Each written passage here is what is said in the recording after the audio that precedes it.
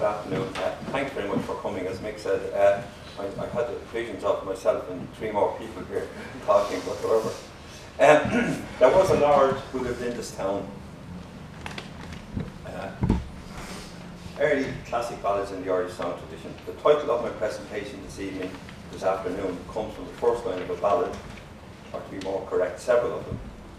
This is appropriate, as primarily I'm a singer interested in songs and singers. I am not and do not claim to be a ballad scholar, but having hung around with some of the ballad scholars, I have some that will rub off.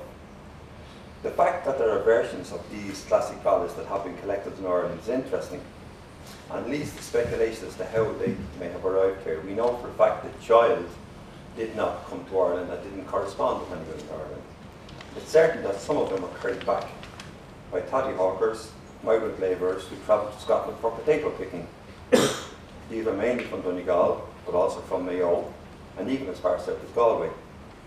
It has been documented that they spent their evenings and nights singing songs to while away the time in the bothies, where they were housed. In these bothies would be both Scots and Irish, so it's reasonable to think there was interaction between both nationalities. In several cases, the songs were collected from travellers, and we know that the way travellers spent their times in the evening sitting around campfires, and this is where an awful lot of the ballads were sung around campfires late in the evening. With the advent of the mass media, unfortunately, I think the tradition is in danger of dying out amongst travellers because very few of them sing the long songs. Lots of Scots travellers came over to Ireland, and indeed some of them made a living singing and playing on the streets. A very well-known singer, Rosie Stewart of Fetter Angus, made a living singing to cinema cues here in Dublin. Another likely reason is that versions of them have been printed by broadsheet printers in England, and thence taken by Irish broadsheet printers and printed here. Dr. John Molden has made a study of the broadside tradition, and he has stated that for the purposes of traditional song, English language, that the 2 islands should be regarded as one entity because of the interaction in the broadside tradition. Indeed, one of the main occupations of Irish travellers was selling ballads at fairs, football and hurling matches, and other social events. Jim Carroll and Pat Mackenzie did a lot of collecting from a man originally from County Kerry, a traveller called Mikeen McCarthy. And Mikeen and his family, one of the main ways of making a living was by selling ballad sheets and singing songs. So the theories are linked there. They're all included in Child's seminal 5-volume collection entitled The English and Scottish Pocket Ballads, which was published in Cambridge, Massachusetts between the years 1882 and 1898, and which is considered by many as the canon of folk music. Scholarly works refer to child ballads by number. For instance, we heard it last night, Child 2, The Alpha Knight, Child 12, Lord Randall, which we'll hear today. The collection consists of exhaustive research on 305 ballads. Unlike earlier scholars, Child's research focused primarily on manuscripts of ballads rather than printed versions. Child also investigated and collected songs and stories in other languages that were related to the English and Scottish ballads. Child's research was international in scope, covering some 37 languages.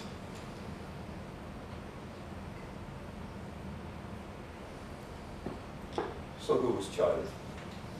Francis James Child was born on February the 1st, 1825, the son of a Boston sailmaker. Child's family was poor, and he attended Boston Grammar School and the English High School, Boston's public schools. It was only through the generosity of Ipis Sergeant Dixwell, the principal of the Boston Latin School, who recognised Child's genius, that Child was able to enter Harvard University. As a student, Child was elected class orator. He graduated first in his class in 1846 and was offered a position in the mathematics and then in history and political economy. Child took a leave of absence from 1849 to 1851 to study English drama and Germanic philology in Europe, studying in Berlin and Göttingen. In 1851, he was named the Boylston Professor of Rhetoric and Oratory and held the position for 25 years. Throughout his tenure at Harvard, he collected ballad books and in many languages and corresponded with scholars throughout the world in several languages. Through his efforts, the Harvard Library came to house one of the largest folklore collections in existence. Child never completed a doctorate. 3 doctorates were granted to Child. The University of Göttingen granted him an honorary doctorate when he was 29 years of age. Harvard granted him an LLD in 1884. That was after the first volume was published. And Columbia granted him an LHD in 1887. Child's collection was primarily text, although he did publish 55 tunes, but the definitive collection of tunes was made by Professor Bertrand Harris Bronson in 4 volumes entitled The Traditional Tunes of the Child Ballads, and published in Princeton, New Jersey between the years 1959 to 1972. Believing that a ballad is truly only a ballad when its words and music are united, Bronson provides his monumental work the musical counterpart of Child's collection. Child dealt fully with the texts, their historical background and continental analogues. Bronson establishes the tunes and adds the text connected with them. The price of the book of Bronson was prohibitive, and at one stage was being quoted on Amazon for $875 per volume in 2009. But an edition was recently published by the Loomis Press in collaboration with Princeton University Press and distributed by Camsco Music, which retails at $160 for the 4 volumes, which includes a free PDF of all 4 volumes. Really excellent value. So the man we're talking about, Tom Munley. Tom was a deciduous folk song collector and Ireland's most prolific folk song collector. Himself and this man, Dr. Hugh Cheevers, were Ireland's 2 foremost ballad scholars. They published extensively, and for anyone interested in traditional song or narrative song in Ireland, I would say that Hugh Shields' book, Narrative Singing in Ireland, is required reading. So we get on to the meat, which is the actual ballads themselves. The first man I'm going to talk about is this man, John Riley. John Riley was a traveller. We first met him, Tom Munley and myself, around 1967 in Boyle in County Roscommon. Tom had gone out of, we were at a flagpole and there's a pub there, and he gone out of the pub and he came back and he said, "Come with me," he said, "there's a man down here and he has fantastic songs." So we went away off to a quiet pub where there was not much music going on, and we met this man, John Riley, who sang us absolutely fantastic songs. We both realised that these songs were of vital importance, and Tom more so than I, and he went and he collected them and sent them off. The first song we're going to get is a song called The Well Below the Valley, Child 21, The Maid and the Palmer. 2 versions in Child, one from an English source and one from a Scottish source. Just a brief outline of the story of the ballad is that a traveller arrives at the well and requests water from a woman at the well. When she refuses, he unveils her previous incestual sexual history, her infanticide, and the burial places of the bodies. She then asks the fate of her soul, and when informed that she is bound for all hell, hopes that she will be redeemed. The story is related to the same story of Christ meeting the woman at the well and Christ's first encounter with Mary Magdalene.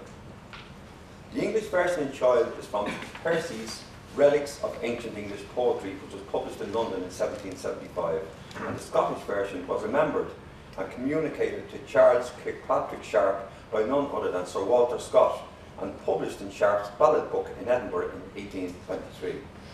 There are versions of this ballad all over Scandinavia, and some have turned up in Iceland, the Faroe Islands, Moravia, France and Catalonia.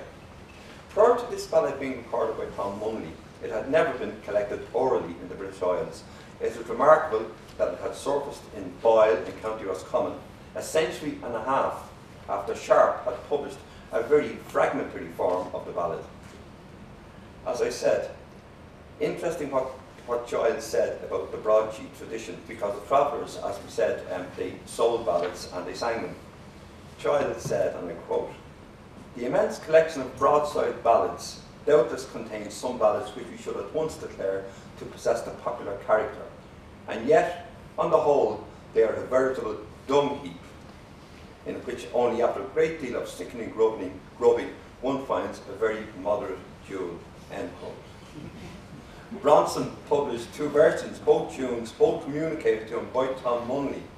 In his commentary, in his book, Bronson writes, "It was not to be expected that a traditional version of this ballad, which had barely survived in fragmentary form in Scotland a century and a half ago, should have turned up in Ireland after the Second World War. But such is the case, and we have word of yet another variant in the same vicinity in the year 1970. The musical tradition is very unstable, and perhaps the tunes have been borrowed for the nonce from material well born in other connections." Just a little bit of word about more about this man, John Riley. As I've already said, he was a traveller who was born near Carrick-on-Shannon around 1926. We're not certain about the year, as he wasn't certain himself. His family travelled in the Leitrim Sligo and Roscommon area, and John was a skilled tinsmith, and he can also thatch and sweep chimneys. In fact, he could turn his hand to anything to earn a living. Despite this, he found it very difficult to make a living in the area. Were it not for the kindness of the townspeople, and particularly I have to mention the mother of the Graham sisters, Mrs. Graham, who would surely not have survived. He finished up living in a disused house in Queen Street in Boyle, County Roscommon. This recording that I'm going to play now was made by Tom Munley on February 22nd, 1969.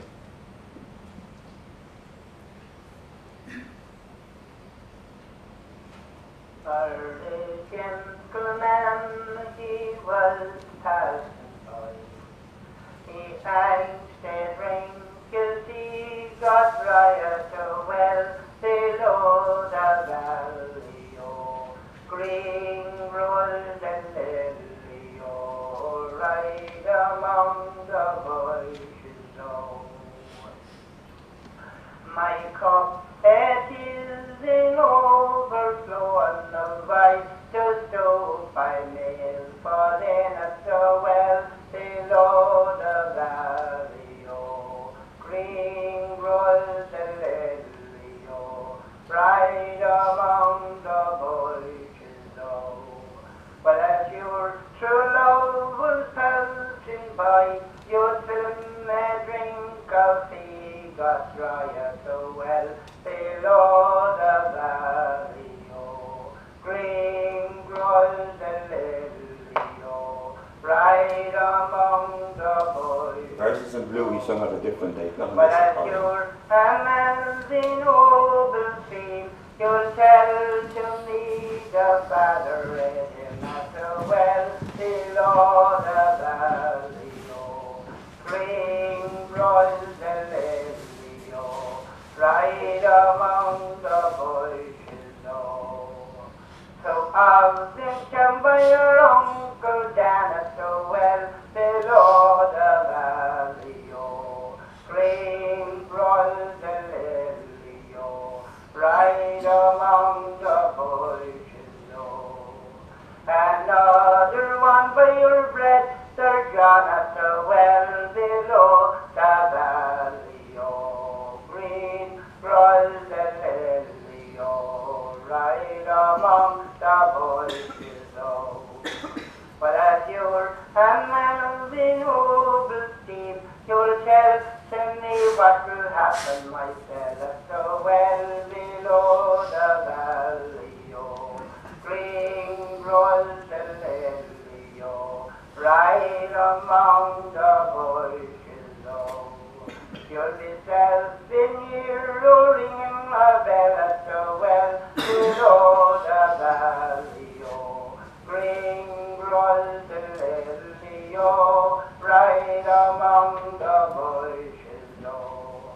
You'll be self-in more, oh, porting and tell at the well below the valley, oh, green grows and lily, oh, right among the bushes, oh. I've been self-in here, ringing a bell, but the Lord above me saved my soul from fortune and hell, so well below the valley.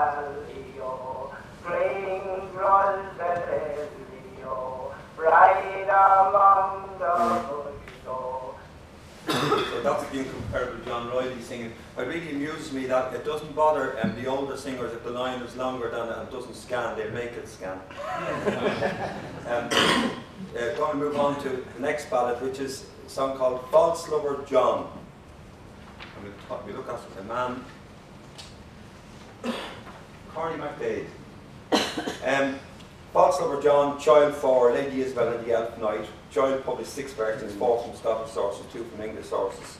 The story of the ballad is that a stranger comes courting a king's daughter and persuades her to elope with him, taking various things belonging to her parents. They ride to a spot where the river meets the sea, where he reveals that he has already murdered several women previously, and tells her that she is next. He requests her to remove her clothing, and she refuses, citing the case that no young man has ever seen her naked. She asks him to turn around so that she can undress, and while he has his back to her, she seizes him and throws him into the sea. He asks her to save him, but she refuses and returns to her father's castle. Her father's parrot then starts to discuss with her, but she persuades her to be quiet by promising it a fancier cage. The king then wakes and asks what is going on to be given a cock and bull story by the parrot. Also known as the Atlantic Night, and related to several other ballads such as Young Hunting, Child 68, and The Grey Cock, Child 248. One of the most widespread and ancient of the classic ballads, Child Observed. Of all the ballads, this has perhaps the widest circulation. It is sung all over the English-speaking world and is found in practically every European language. It is nearly as well known to the southern as to the northern nations of Europe. The northern European nations, the Scandinavian complex, Low and High Germany, Poland, Britain, and France, have preserved more of the details, and their narrative forms are regarded to be the most definitive. The Spanish, Portuguese, Italian and Hungarian variants are of peripheral interest, although the story remains intact. Child considered the ballad of such importance that he devoted 32 pages to discussing the various variants and versions all over Europe. The most complete piece of research done on the ballad was by Holger Olaf Nygaard, who devoted an entire 350-page work to it, entitled The Ballad of Hir Halloween. Nygaard begins by remarking that the early date publication of a collection of a ballad text does not guarantee its antiquity. For instance, the earliest printed text of this ballad is one in broadside form from South Germany, dated 1550. The earliest Icelandic version is a less ancient 1655. But the variant showing the oldest features is the Dutch one, Hir Halloween, first notated in 1836. He then states, "It is evident that the history of the ballad will not be revealed to us by the chance existence of textual dates, and gives pride of place to the Dutch text, which he describes as the source of the fountain of variants." The fact that he was Dutchman may have had something to do with that. By the mid-16th century, the ballad was well established in the northern counties and in Spain. Obviously, it would have been current some time before that in order for its form to have crystallised so well. The text in the handbill that you have, published by Child, was originally published in Herd's Ancient and Modern Scottish Songs, 1776. The version that I have, and I'm going to sing this myself, comes from Corny MacDade of Uncrana on the Inishowen Peninsula in County Donegal, who had learned it from a neighbour, who in turn learned it while working in Scotland. So there we have the connection, the Scottish connection of a ballad coming back to Ireland from Scotland. Again, I was lucky and privileged to first meet him in late 1987, and on a subsequent occasion I spent some time in his company.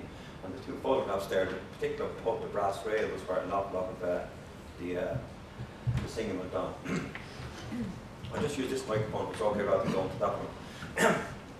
False lover Johnny courted me for every hour in the day, and he courted me to such a degree as I hadn't one word to say. It's take you of your father's gold and all of your mother's money, and steal the keys of your father's stable with his 30 steeds and 3. So she took off her father's gold and all of her mother's money, and she stole the keys of her father's stable with his 30 steeds and 3. Then they mounted on a white milk steed and rode on by the clear silvery light of the moon. They rode till they came to a river bank, and it's there they did get down. It's lie you here, Miss Aileen, this night along with me. For this here I've murdered 7 kings' daughters, and the 8th one shall be thee. But first take off your lovely clothes and leave them on dry land, for they are too fine and costly for to rot on the salt sea sand. It's turn you round, false John, she said, and view the green leaves on the tree. For I'd never agree for any young man my naked body to see. False Lambert Johnny turned around to view the green leaves on the tree. She threw her arms around his waist and she flung him into the sea. It's reach you in your noble hand and bring me to dry land. And it's every vow that ever I made, I'll double them all in one. It's lie you there, false John, she said, and an ill death may you be. For you thought to drown me as I was born, and steal my clothes away. Then she mounted on her white milk steed, and rode on by the clear silvery light of the moon. She rode, she came to her father's castle, and it's there she did get down. She put the horse into the stable, and the gold back where it lay. And there wasn't a knight in all the castle knew Miss Aileen was away. Then up spoke the noble parrot from the cage wherein it lay, saying, "What did I tell you, Miss Aileen, before you went away? It's hold your tongue, my little parrot, and tell no tale on me. And your cage will be made of the beech and gold instead of the hazel tree." Then up spoke the noble king from the chamber where he lay, saying, "What is disturbing my little parrot, who prattles so long before day? Oh, the cats they were at my back door, all for to worry me. And I was calling on Aileen to scare the cats away. But when maids are young, they do sleep sound and can't be wakened by me. So sleep ye on, my noble king, for the cats they are all scared away."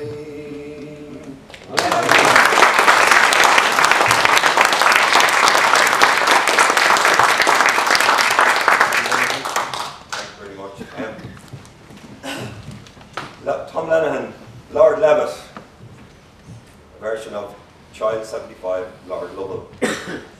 I just want to take a very brief outline of this song because Aileen actually sang it on the recital last night, and there's no point in over-egging the cake. So just the story of the ballad. Lord Levitt decides to go travelling. After a year away, he thinks of his lover at home and decides to return. And when he returns, he discovers that his lover is dead. He asks for the coffin to be opened and kisses her lips and cries and dies on the following day. Again, they are buried in close proximity, and out of one grows a briar, a rose, and out of the other a briar, which after 7 years grows intertwined. The oldest child text is from the Percy Papers and dates from circa 1650. This ballad shares some elements in common with Lord Thomas and Fair Annet, Child 73, and Fair Margaret and Sweet William, Child 74, but the story is much simpler, and so simple that the story was described by the ballad scholar Bronson as too insipid, and by Child as, and I quote, "Such a ballad as Orsino likes and praises, it is silly suit like old age. Therefore a gross taste has taken pleasure in parodying it, but there are people in this world who are amused even with the burlesque of Othello." End quote. The ballad has proved very popular amongst traditional singers on both sides of the Atlantic. It's so popular in the United States that it's said that some collectors groan when they hear the name. The popularity has been put down to the simplicity of sentiment, and Professor Child cited it as an example where such compositions were intended to be sung rather than recited. Dating back at least to the reign of Charles II in the late 17th century, the ballad of Lord Lovell surfaced in the 19th century London as a tavern song and the repertoires of several music hall performers. The motive of the rose and the bird intertwining is used. Tom Mummely, in his book, The Mount Callan Garland, tells us that Tom Lennon was adamant that the motive belonged to this song and this song only, and that other singers were mistaken when they used it in other songs, such as Barbara Allen. Tom also points out that other singers have been using this as a code for songs and tales for centuries, and further points out that it is used in no less than 10 of the ballads. Another version of the ballad, entitled Lord Donegal, we heard early on in the series, sung by Brigid Tunney, and that was collected from Sarah and Rita Kane from Carlistan in County Galway. The text that you have in your handout, published by Child, is from the recitation of a Mary Bar of Scotland in 1827. This version is sung by the dying of Clare singers, Tom Lennon of Knockbrack. The reason I'm playing the extract is because I just want people to hear Tom's lovely conversation of style of singing. So just give me a second to get this.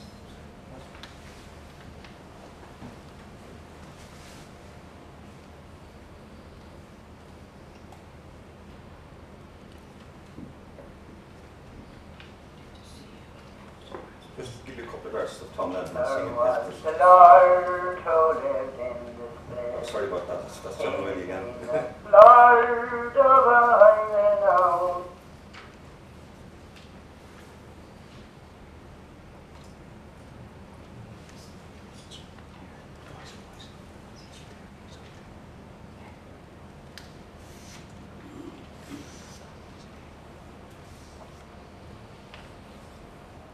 I'm going into this. Lord lived, he stood at his stable door, and he mounted his snow-white steed. Lady Anne's sweet belle stood by his side, for to bid him his last Godspeed. Lady Anne's sweet belle stood by his side, for to bid him his last Godspeed. Oh, where are you going, Lord Levitt, she said. Oh, where are you going from me? I'm going to a land beyond the sea. His French countries I'd like to see. I'm going to a land beyond the sea. His French countries I'd like to see. How long will you be, Lord Levitt, she said. How long will you be from me? It will be for the case of 3 long years, Lady Anne's sweet bells said he.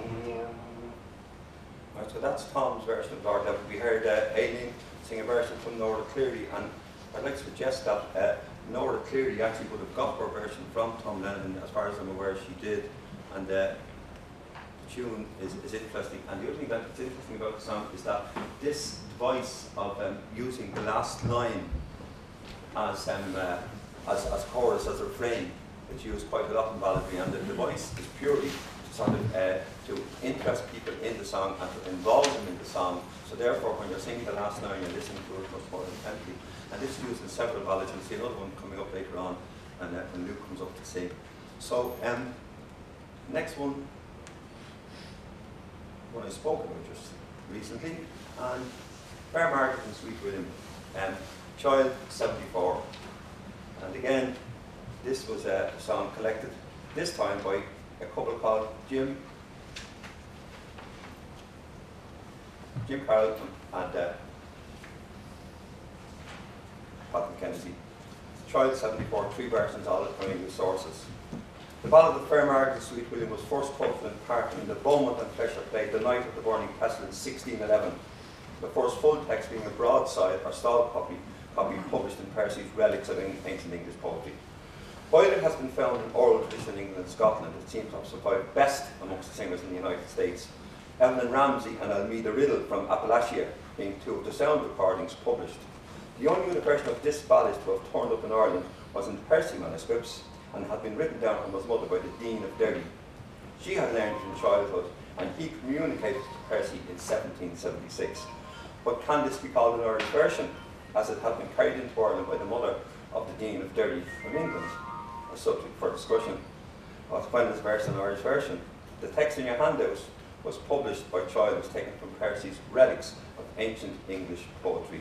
The source singer, Martin Howley, was from Fenor in Northwest Clare and was a general labourer who was born in 1902 and who died in 1981. He was passionately interested in songs and was more than happy to share them with anyone. I remember hearing him singing at one of the singing recitals that Tom Munnelly used to conduct during the 1970s at the Willie Clancy Summer School when Tom was chair there. Martin learned his version when he was a very young from a travelling woman called Sherlock, and I have it from Joe O'Connor that the Sherlocks still live in the town of Ennistown. So the travellers are there, whether they have the ballad or not, would be very interesting to find out. This is Martin Howley singing The Old Armchair. Just a small aside on this. When Tom Munnelly was collecting the song, he went round and he was looking for old songs. And he said to Martin, have you any old songs? Martin sang quite a number of songs. And then he said, I'll sing you The Old Armchair. And Tom said, well, maybe later. I was thinking of the other Old Armchair, how they laughed, how they tittered, how they laughed. And he said, no, that's not exactly what I know, but The Old Armchair is very old, but maybe later. So he sort of recorded quite a number of songs from Martin, and then he was putting away his material, his record and stuff. And Martin said, but I still didn't sing The Old Armchair. And Tom said, oh, well, if you really want to sing, oh yeah, I do want to sing it to you. So he did sing it. And then they come up with this, which is the only time it has ever been recorded. So it just goes to show easily you could miss a very, very important recording by sort of being too presumptuous.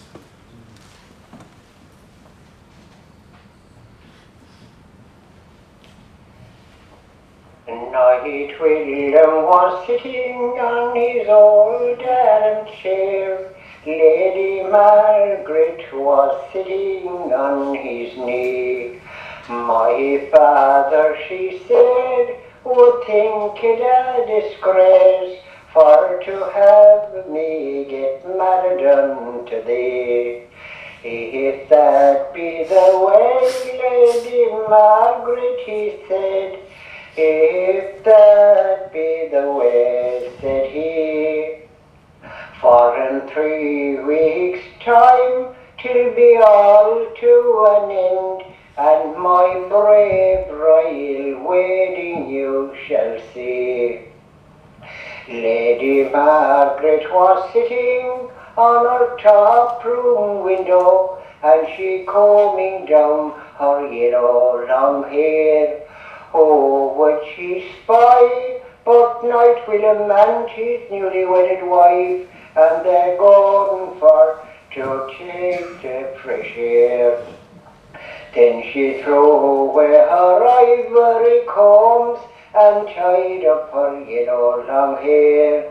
She threw herself down from her top room window and was never seen there anymore. It was at the dead hour of the night, when all souls there were asleep. In comes the ghost of Lady Margaret, and she stood by Night William's bedside. Night William, Night William, Night William, she said, how fast you were asleep. It's now you're enjoying your newly wedded wife, and you left me all in my winding sheet, whilst the lily on the rose of the covering in my clothes, my true love has sent me to sleep. Night William caught up, and he called his merry men. He called them by 1, by 2s and 3s. He dressed them all up in a scarlet of red, and himself in a suit of green. They rode to Lady Margaret's house, and tipping so gently at the ring. But none was as ready as Lady Margaret's brother for to go up and let a Night William in. It's often and often I kissed those ruby lips, and it's fondly thou hast kissed mine. But I vow and declare, Lady Margaret, he said, that I never shall kiss anyone but thine. Lady Margaret was buried in Lady Mary's church. Knight William was buried in a bough, and its over Lady Margaret they grew a red rose, and its over Knight William grew a briar. They grew for 7 long years, until they could not grow no high. They grew to a true lover's knot, and the red rose covers the briar. That's Martin Howley.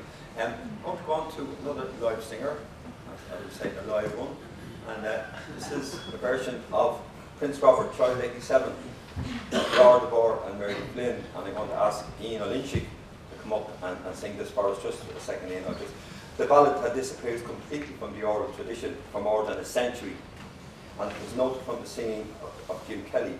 When questioned, he said he had got the song from a Frank Feeney, who lived at that time in 1970 in a place called Galloping Green, just near Leopardstown in County Dublin. A journey out there by Tom Munley and Hugh Shields eventually proved fruitful when the song was recorded from Frank Feeney. Frank had got it from his wife, a Carlow woman who had died some years previously. This tune had never been recorded before, although the tune had been published in the Petrie Collection in 1902, contributed by Dr. Kelly from County Mayo, entitled Lord Robert and Fair Ellen, which it's thought may be related to the song. One of the striking motifs in the song is the ring breaking in 3, proving that he had been poisoned. When Tom Munley sent the recording to Bertrand Harris Bronson, he wrote back to him, this would be the third thing. He had sent him to Well Below the Valley, he had sent him to Fair Margaret and Sweet William, and when he sent him this, Bronson wrote back and said, "Your immortality is assured." The version in the handbook that you have there, and the separate handout is there, is from the C handout from Child, and Ian O'Lynshig is going to sing it for us. Thanks, Ian.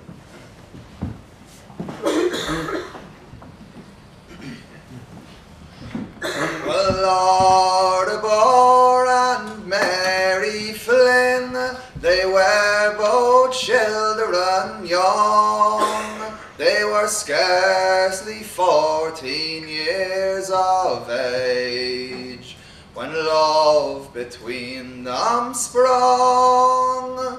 When love between them sprung. Now Lord of Orr was gone out one day, and when his mother came to know, "You are going away, my son," she said. "You will drink before you go. You will drink before you go." She called for a cask of the very best wine, and filled a glass for him. To her false with her 2 fingers. She put strong poison in. She put strong poison in. Oh why, dear mother," he said, "have you poisoned me full sore?" "It is so, my son," she said to him. "You'll see Mary Flynn no more. You'll see Mary Flynn no more. Is there anybody in this household," he said, "would go on an errand for me, who would ride to Mary Flynn's high tower, oh, and fetch her here to me, and fetch her here to me?" And then up spoke a pretty little boy, "I'm your faithful servant," said he. "I will ride to Mary Flynn's high tower, oh, and fetch her here to thee, and fetch her here to thee." And when he came to Mary Flynn's tower and stepped into the hall, the tables were laid and the music played, and the ladies dancing all, and the ladies dancing all.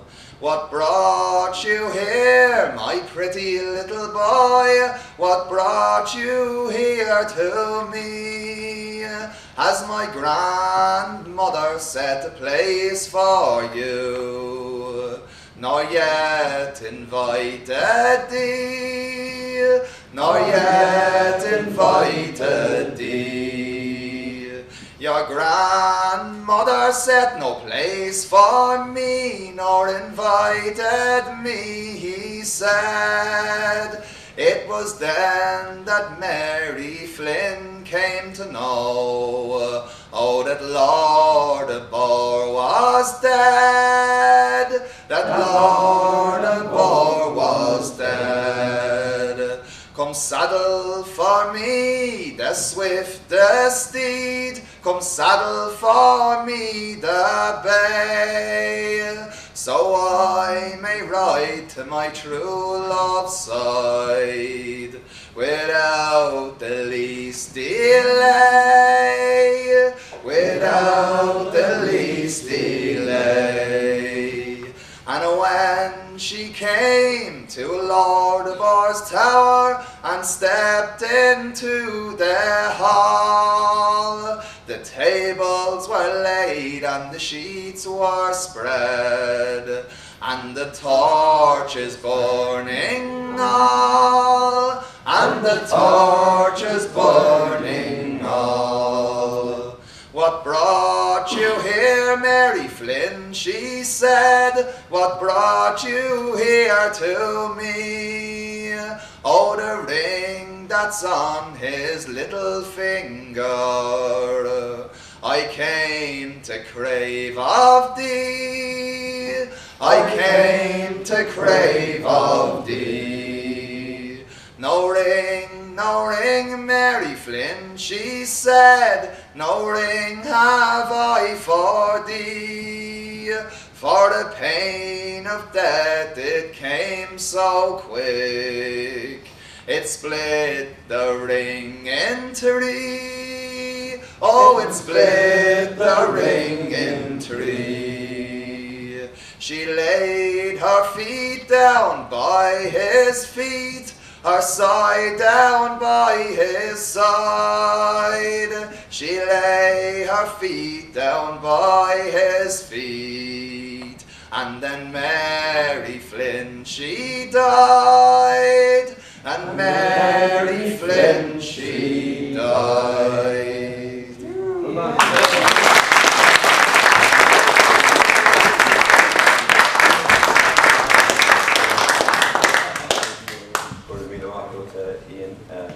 It's great to see the folk process in action there.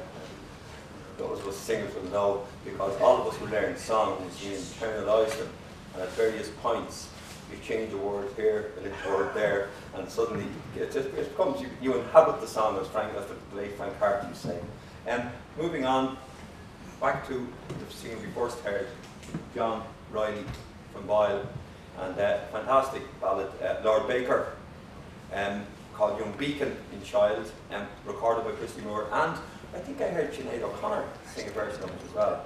So it's 14 versions in Child, 12 Scottish and 2 English. The story of the ballad is that a lord went travelling and finished in Turkey, where he is imprisoned.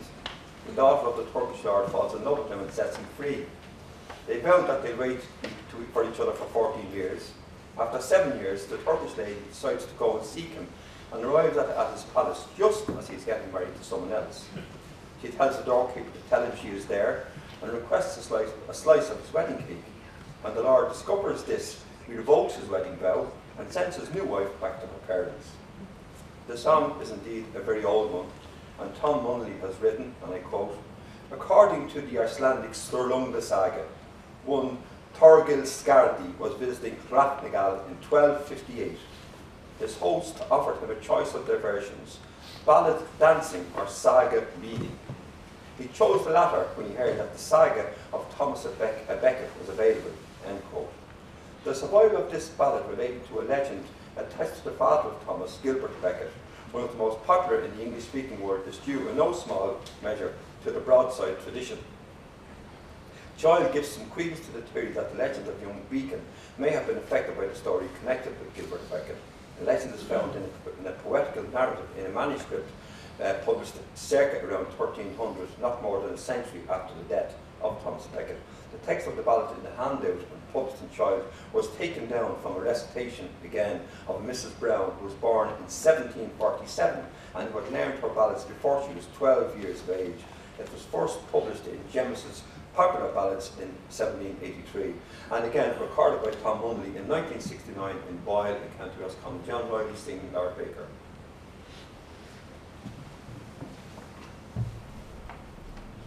There was a lord who lived in this place. He'd been a lord of a high renown, for he left his foot upon a shipboard, and swore strange countries that he go find. For he travelled east and he travelled west, and half the south and east also, until he arrived into Turkey land. There he was taken and bound in oppression, until his life it was quite weary. Oh, a Turkey bold had one only daughter, as fair as lady as your eyes could see, for she stole the keys of her dadda's harbour, and swore Lord Baker that she'd set free, saying, you have houses and you have livings, and all Lord Dumber belongs to thee. What would you give to that fair young lady? It is out of trouble would have set you free, saying, I have houses and I have livings, and all Lord Dumber belongs to me. I would will them all to that fair young lady. It is out of trouble would set me free. For she brought him down to her dadda's harbour, and filled for him was the ship of fame, and at every toast that she did drink round him, I wish, Lord Baker, that you were mine. She brought him down to her dadda's harbour, and filled for him was the ship of fame, and at every toast that she did drink round him, I wish, Lord Baker, that you were mine.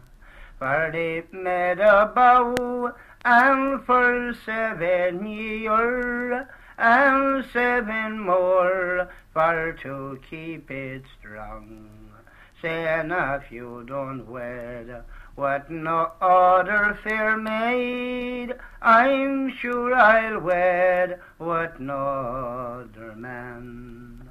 All 7 years it was past and over, and 7 more it was rolling on, when she bundled up all her gold and clothing, and swore Lord Baker that she'd go find.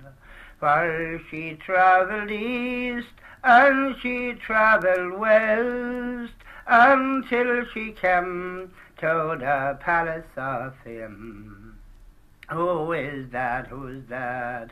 Or replies the porter that knocks so gently and can't get in.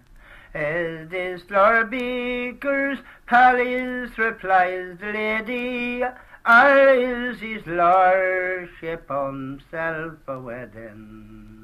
This is Lord Baker's palace, replies the porter, but this very day took a new bride in. Well, you tell him, send me a cut of his wedding cake, and a glass of his wine had been e'er so strong. And to remember that fair young lady who did release him in Turkey land. Ingos, was the young bull porter, and kneeled down gently on his right knee. Rise up, as my young bull porter, what news have you got for me? Then I have in news of the greatest pricing, as fair as lady as me eyes could see. She is at the gate waiting for your charity. She wears a gold ring and every finger, and in the middle one where she wears three. And she has more gold hung around her middle than it by Lord Dunbar and family. She told you send her a cut of your wedding cake, and a glass of your wine had been e'er so strong. And to remember that fair young lady who did release you in Turkey land. For he caught the Sioux were just by the middle, and he cut the wedding cake in pieces three.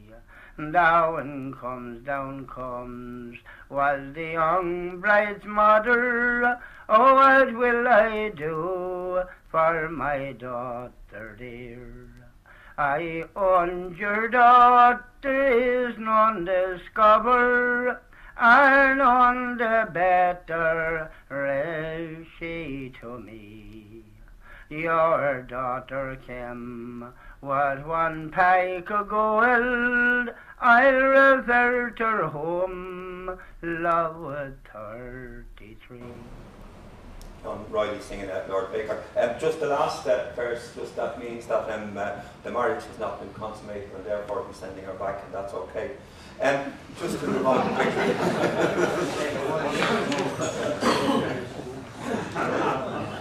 Back to Tom Lenihan, and just to talk about Tom a little bit again, and to ask Luke to sing the version. This is Tom Lenihan, and this is a singing session on the Goleen trip to Milltown Valley in 1989. And you can see Junior Cregan and Tom Lenihan, Seamus O'Reilly, who sadly is no longer with us, and Luke Cheevers, Brigid Tunney, who are still with us. And if you look very closely, in the far right corner, you'll see a rolled up sleeve with an elbow, and that's me. And Tom cutting the cake at his 80th birthday in 1985. Bonnie Barbara Allen, Child published 3 versions, 2 from Scottish sources and 1 from English. I think everyone would know the story of Barbara Allen. Probably one of the most widespread and popular of the traditional ballad, with versions collected all over the English-speaking world. According to one source, there are 98 versions of the ballad in the state of Virginia in the United States alone. The earliest known mention of the song is in Samuel Pepys' story for January the 2nd, 1666, where he states, "In perfect pleasure I was to hear her sing, and especially her little Scotch song of Barbara Allen." That's Mrs. Nips, an actress. Goldsmith, in an essay published in 1765, writes, "The music of the finest singer is dissonance to what I felt when an old dairymaid sang me into tears with Johnny Armstrong's Last Goodbye or The Cruelty of Barbara Allen. There are countless versions of Barbara Allen, aka Barbie Ellen and Barbara Ellen. It's originally somewhere in the British Isles, Scotland and England both claim it. Versions are found as far afield as Italy and Scandinavia and of course in the United States. It has been collected extensively in Ireland and almost all of the older singers had a version of it. An interesting theory as to the identity of Barbie Ellen comes from Phillips Barry and Fanny Exthorn, the folk song collector from Maine in the US, who suggested it was a libel on Barbara Villiers, one of King Charles II's mistresses. There is neither corroboration nor contradiction of this theory, but certain pieces of evidence are interesting in suggesting that Scarlet Town, the setting of some of the versions, was colloquial slang for Reading in Berkshire, where Mrs. Villiers received a large house from Charles. The text in the handlet that you have was published again, was taken from Percy's Relics. The version that Luke, I'm going to ask Luke to sing, comes from Tom Lenihan, and as I've said, it does not have the rose and briar motif in it, as Tom believed it to belong with it. Thanks.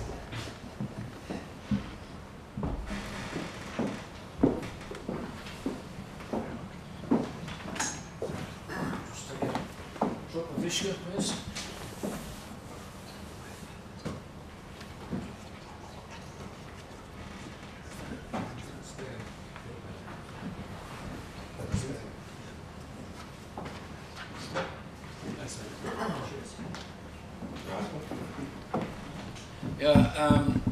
I heard Tom Lenihan singing this song. I was privileged to hear him down at this session as well, and down at the Cork Folk Festival. But there's something I only actually made a slight change today. I was never completely comfortable with the line because maybe I don't understand it properly. For 12 long months I courted her until I thought I'd get her. Now, I don't know whatever way you're thinking on a particular day, that sounds maybe a little bit sinister. Maybe I'm picking it up wrong. And I think because they were so deeply in love, I decided that in future, beginning today, I've changed it to another 3-letter word, win her. But that's up to the singer. But anyway, we'll have a go at it. In Dublin town I was brought down, and Limerick being me dwelling. I fell in love with a pretty girl, and her name was Barbary Ellen. And her name was Barbary Ellen. I fell in love with a pretty girl, and her name was Barbary Ellen. For 12 long months I courted her, until I thought I'd win her. But wait a while and you will hear how maidens' minds do alter. How maidens' minds do alter. But wait a while and you will hear how maidens' minds do alter. When I fell sick and very bad, I sent for her to cure me, but the word she said whene'er she came, I fear, young man, you're dying. I fear, young man, you're dying. But the word she said whene'er she came, I fear, young man, you're dying. Oh, dying dear, how can this be? One kiss from you will cure me. One kiss from me you'll never get, if your very heart was breaking. If your very heart was breaking. One kiss from me you'll never get, if your very heart was breaking. Do you remember Saturday night, When we were in the alehouse, you drank ale with all fair maids, and you slighted Barbary Ellen. You slighted Barbary Ellen. You drank ale with all fair maids, and you slighted Barbary Ellen. I do remember Saturday night, when we were in the alehouse. I drank ale with all fair maids, as a toast to Barbary Ellen. As a toast to Barbary Ellen, I drank ale with all fair maids, as a toast to Barbary Ellen.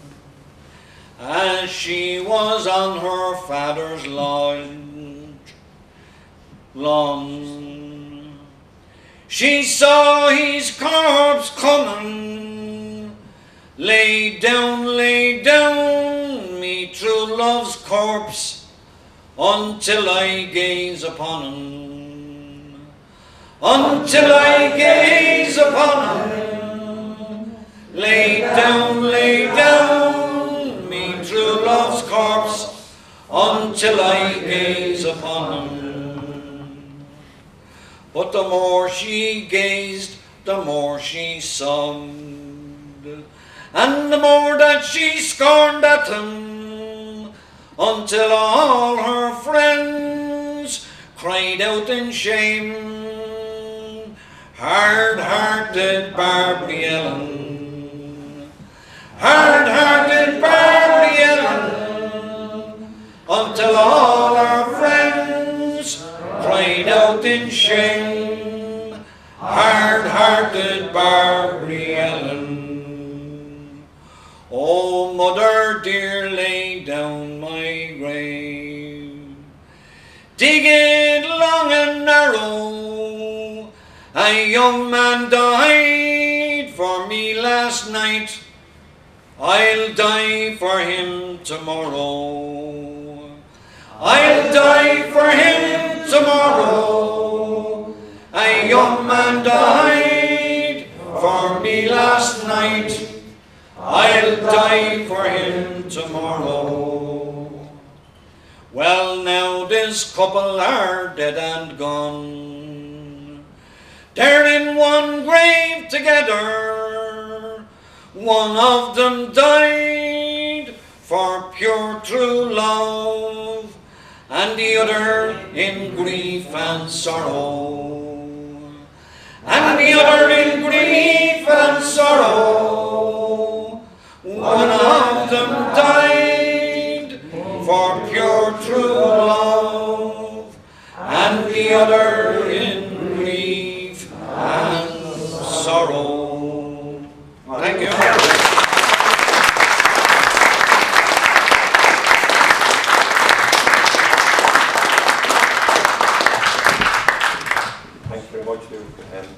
Great to see the folk process still alive and working. Excellent. Right, moving quickly on, we're getting towards the end now. Lambert, Thoughts, Lambert, Child 93. Child published 22 versions of this, 17 from Scottish sources, 4 from English sources, and 1 from an Irish source. Originally a Scottish ballad about a mason who built a castle, was not paid for it. He exacted a terrible revenge on the Lord who commissioned the castle. The name of the central character has been the subject of considerable speculation. Miss Anne Gilchrist in the Journal of the English Folklang and Song Society points out that the name Lambkin is of Flemish origin and that there were colonies of Flemings in the northeast of Scotland from the Middle Ages onwards. Professor Child suggests that Lambkin was a sobriquet applied in derision of the meekness with which the builder had submitted to his injury. The protagonists are not unlike the stock characters in a Jacobean revenge play. In the Lambkin of the Scottish tradition, and I'm of the opinion that that's where this version comes from, originates, however, were presented with a series of events which appear to reflect the antagonism of two mutually opposed parties in late medieval society, the landed aristocracy on one hand and the skilled artisans on the other. The Irish version which Child published was recited to him in 1881 by an Ellen Healy, who had remembered it as sung by a Moll Loughney, a woman of about 70 years at a place near Kildare before 1867. The text in the handout that you have, published by Child, was taken from Whitlaw's Book of Scottish Song, which was published in Glasgow in 1844. As I've said, some of the goriest songs typified by the line, blood in the kitchen, blood in the hall, blood in the cradle, and that was worst of all. There are some beautiful images in the text, particularly the one of the bright mantle to get down the stairs. Another interesting aspect is the localization of a ballad by saying that the nurse false Nora was born in the hills of Fermoy.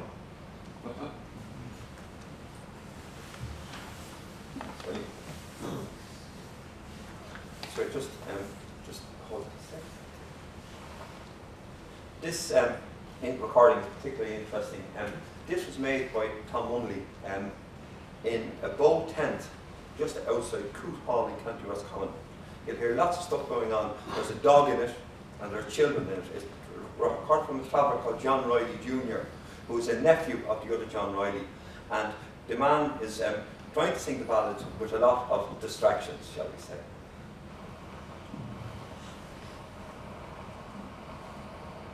The Lord and His Lady, they will walk in one day.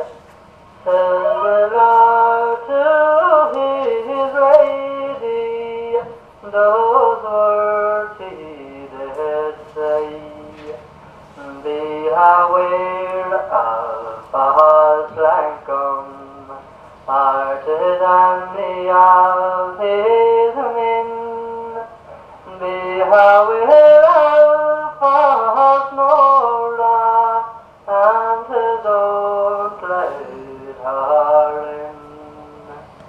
I'm not afraid of false flankum, artisan of his men. I've my over fairly bolted and my windows are in. Now the Lord was not long gone when false flankum came in, and he knocked at the door, and the merciless amen. Say now where is the Lord gone? Artists he adding, he is gone to fair England for to speak to the king. The false Nora, guess of Jakey, was a stab in this side. False Nora, guess of Jakey, was a stab in the night. False Nora, are you asleep or awake? Don't you hear my fine baby and crying away? I cannot play your baby mid of breast milk or wine.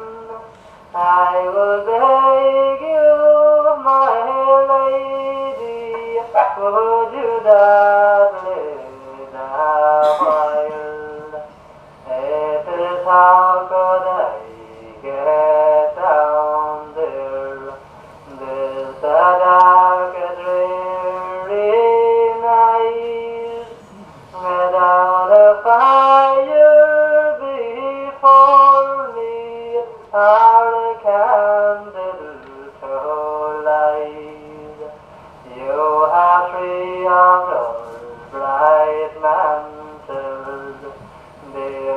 bright as the moon.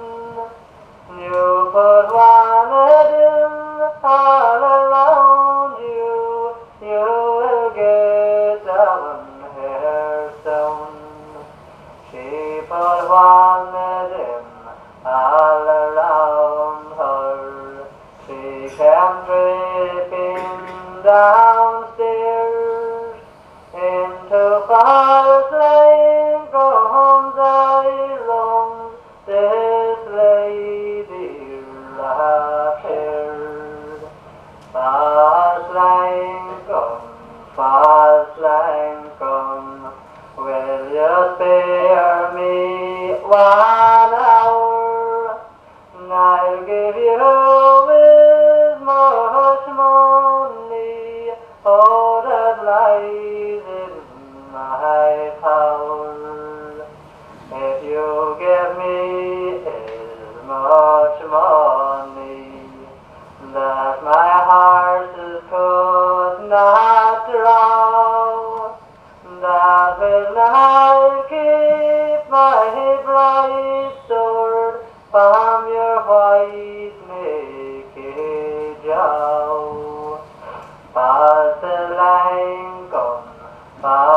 Lane come, will you spare me 1 hour?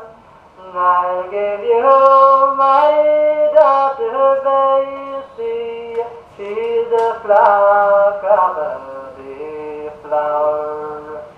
You call down your daughter Bessie, and that's in her to work, for to scour the silver basin, for to hold your heart's blood.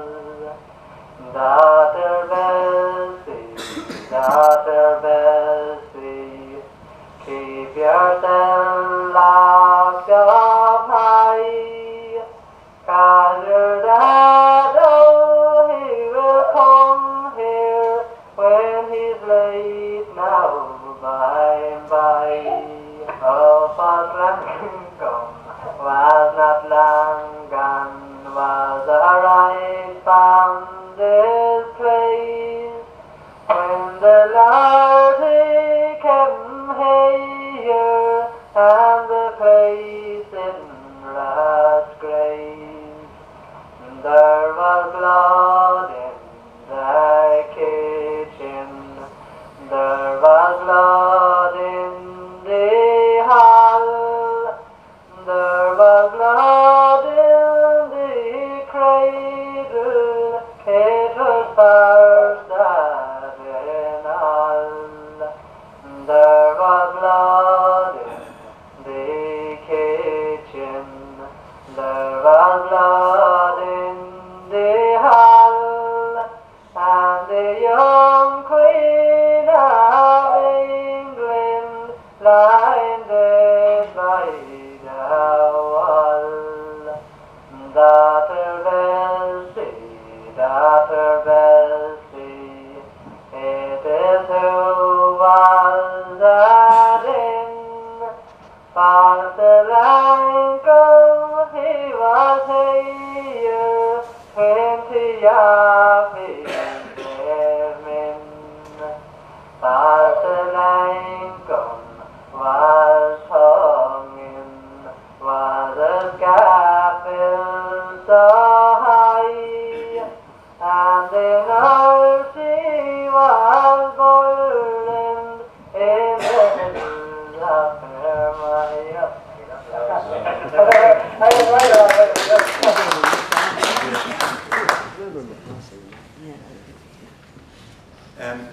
We're running out of time, as usual, about that with me. That's fascinating recording. I really love that recording, and it's one of these things that just gives me pleasure to say. Right, finishing, finally, a song called Lord Randall, Child 12. And the version you're going to hear is a version called Óran Ascanya, and the singer is Colibán MacDonagh. And 15 versions, Child published, 12 from Scottish sources, 1 from an English source, 1 Irish and 1 American. Colleen was from Artir near Connemara and was recorded on the 30th of June 1975. The story of the ballad is that a young man arrives back to his home feeling unwell. He is interrogated by his mother and reveals that he has been poisoned. He then makes a list of requests to his family members, culminating in a curse on his wife, who he is convinced has poisoned him. One of the few classic ballads to be translated into the Irish language. In Old British Ballads in Ireland, a paper given to commentators in Ireland and published in Folk Life 10 in 1972, Dr. Hugh Shields says, and I quote, "Only 4 such ballads can be derived with certainty from British ballads. In subject matter, these 4 are extremely varied." And quote, he then names them as 1. Pegina's Padder, a version of Our Good Man, Child 274. Hymna Cosca, or Mura agus Niamh Joseph, version of the Cherry Tree Carol, which we heard on Brigid Tunney sing, Child 54. Value Leo, a Donegal version of the Two Sisters, Child 10. And the ballad we're talking about today, Oran Askinja, or the Song of the Eel, a version of Lord Randall. That's also called Cori Malaburum in Munster. Yet in his book, Narrative Singing in Ireland, published in 1973. Remember, in 1972 he said that. In 1993, in his book Narrative Singing in Ireland, he says, and I quote, "Only 2 ballads seem to have gone into Irish, retaining something of the ballad character." End quote. He then named them as Corros Harfaga Neighboon, a version of Lord Randall, collected in Roscommon in 1905, and Mura agus Niamh Joseph, the Cherry Tree Carol, Child 54, collected in 1897, also in Roscommon, and both edited by Douglas de Hige. One's curious to know what occurred between 1972 and 1993 to convince Dr. Shields to reject or discard Pegina's Padder and Ballyloe as true representations of British ballads. An examination of the text of An Ban Utaula Hiogo, published in Antultuk in Dundalk in 1934, would lead one to believe that it is indeed a version of the Two Sisters, and from knowledge we know the many versions of Pegina's Padder, sung in Connemara, bear uncanny resemblance to Our Good Man, surely a subject for further discussion. Professor Child refers to versions of this ballad have been found in Italy, Spain, Czech Republic, Slovakia, Hungary, Germany, Holland, Iceland and Sweden.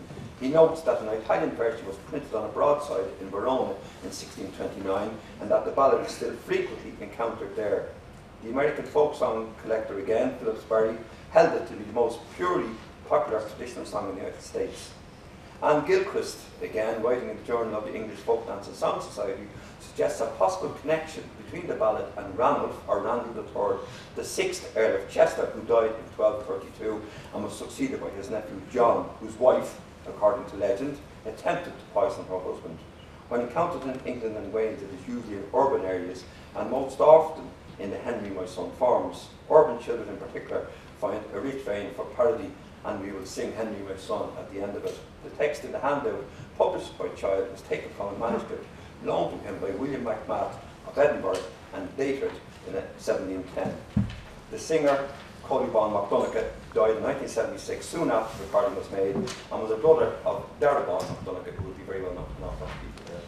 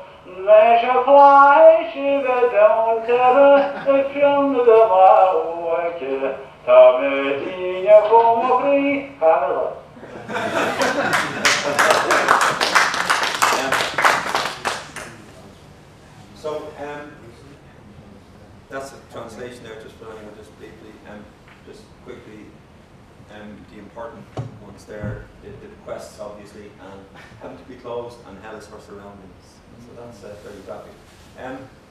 What do we know?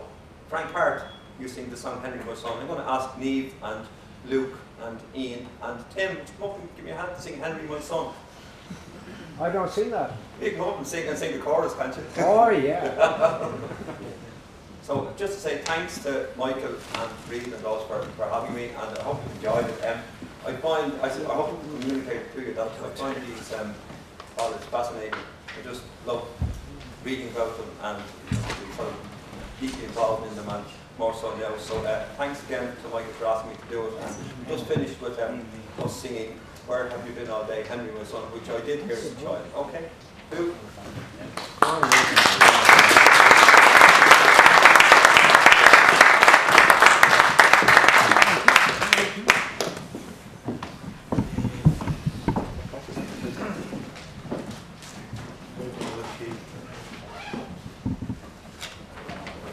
I have to say it's great to have this young man standing beside me, because all of us, I'll just exclude Niamh, the three of us are a bit long in the tooth now, but it's great.